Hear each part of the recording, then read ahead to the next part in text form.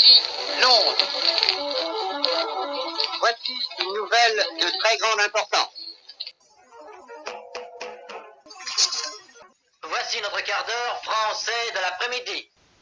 Bienvenue pour un nouvel épisode de Le Vrai du Faux. Donc sur l'épisode précédent nous avons vu les grands-parents d'Hitler et là nous allons plus voir son père, sa mère et ses demi-frères et demi-sœurs et sœurs. Donc alors Alois Hitler est douanier au cours de sa vie. Comme je vous disais, il a été élevé par le frère de son beau-père qui était lui fermier et dès l'âge de 10 ans il a commencé déjà à travailler très dur à la ferme. Il était prédestiné à être cordonnier. Donc il avait même été apprenti cordonnier, mais l'Autriche cherchait des fonctionnaires douaniers et il s'est engagé, il a réussi les thèses, donc il a fini douanier. Donc durant sa vie, il a beaucoup voyagé, beaucoup déménagé le long des frontières. Durant sa vie, il a eu 3 femmes. La première femme divorcée pour cause de tromperie. Donc lui, il disait qu'elle l'avait trompé, mais elle disait que lui l'avait trompé. En sachant que justement, d'après les histoires, il semblerait qu'il ait eu des enfants, du moins un enfant illégitime, dont on n'a aucune nouvelle. Sa deuxième femme est morte, donc il devient veuf. Et la troisième femme est Clara Pols, qui est sa cousine au 2e degré et qui sera la mère d'Hitler. Donc Hitler a 4 frères, dont 3 frères morts en bas âge, et 3 sœurs, dont une sœur morte en bas âge. Peut-être une autre sœur morte plus en bas âge non déclarée, d'après certaines confidences d'Hitler assez proches. Donc Hitler a un demi-frère, Alois Junior, né en 1882 et mort en 1956. Une demi-sœur, Angela, née en 1883 et morte en 1949. Et une vraie sœur, Paula, née en 1896 et morte en 1960. Entre parenthèses, je vais certainement faire à la fin une vidéo sur justement les origines, parce que ces demi-frères et demi-sœurs ont eu des enfants, ces enfants ont survécu à la guerre et ils ont eu des descendances. Donc Adolphe est le plus petit de la maison, vivant, parce qu'il y a eu notre enfant né après mais qui est mort en bas âge, et donc lui c'est le chouchou de sa mère. À de nombreuses reprises, Adolphe dira à son entourage la tendresse et la douceur de sa mère, et il parlera de la brutalité de son père. Faut savoir que dans Mein Kampf, Adolphe parle de son père, il dit qu'il était très dur, mais en gros ça allait quoi, c'est la vie de l'époque.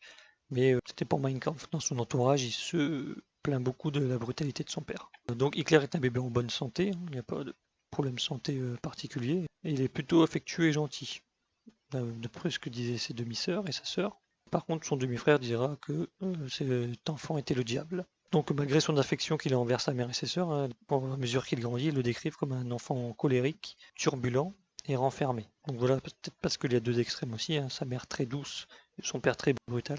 Il n'est pas très aspiré par l'école, il a des notes moyennes, voire moins que la moyenne, ce qui n'enchante pas son père, qui aimerait qu'il devienne justement fonctionnaire de l'État comme lui. Mais Hitler, lui, il dira dans Mein Kampf que justement il se prenait beaucoup la tête avec son père, parce que lui voulait être peintre et que son père voulait absolument qu'il devienne fonctionnaire. Parce qu'il ne voyait pas la peinture comme un métier d'avenir, bien que Hitler avait un bon coup de pinceau, on dira. Comme beaucoup d'enfants, il aime jouer à la guerre. Donc voilà quelques photos de Hitler étant petit. Donc la première, elle est de 1895.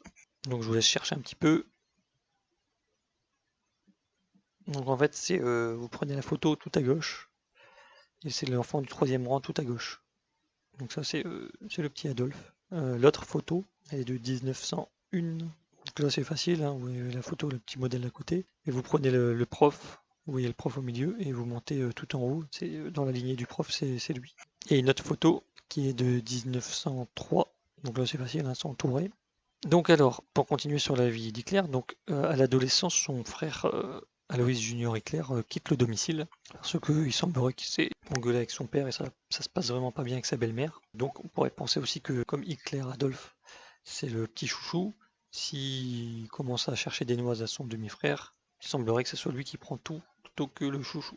Mais bon, il n'y a pas vraiment il précise pas son demi-frère pourquoi il sort de domicile. En gros, il parle d'engueulade. Quand il sort de domicile, il vit de petits boulots et de vols. Il y a justement quelques petits ennuis avec la police pour des petits larcins. De là, il part pour Paris, où il travaille en tant que serveur.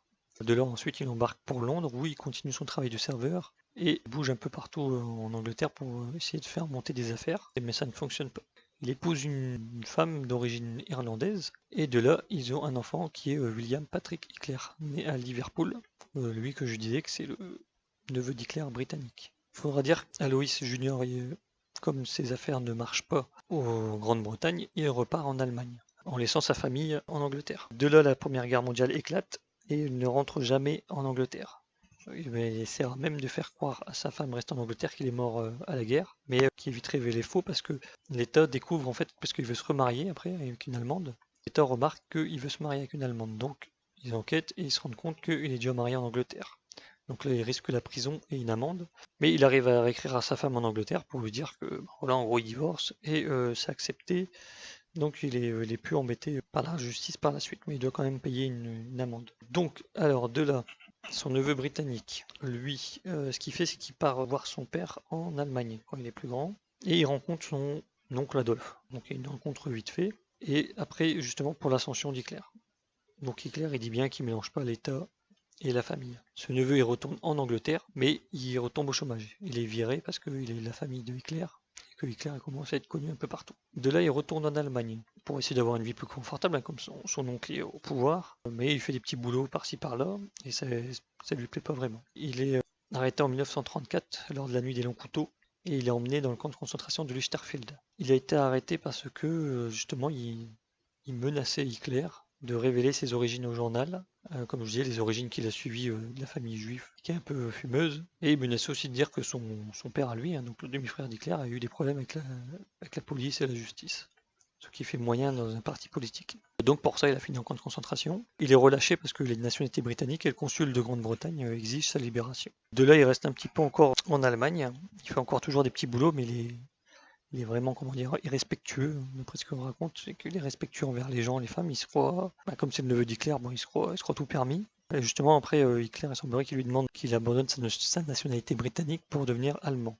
Il refuse, il voit ça comme un piège, il se dit, mince, vous m'envoyez dans un camp et je ne vais plus jamais être relâché. Donc lui, il se sauve, il repart en Angleterre, et de l'Angleterre, après, il part aux États-Unis, juste un peu avant la Seconde Guerre mondiale.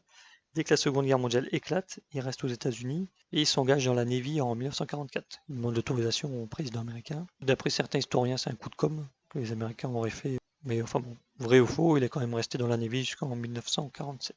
Voilà. De là, après, il a des enfants, des petits-enfants et il meurt aux États-Unis. Donc, comme je disais, des vidéos que je ferai plus tard.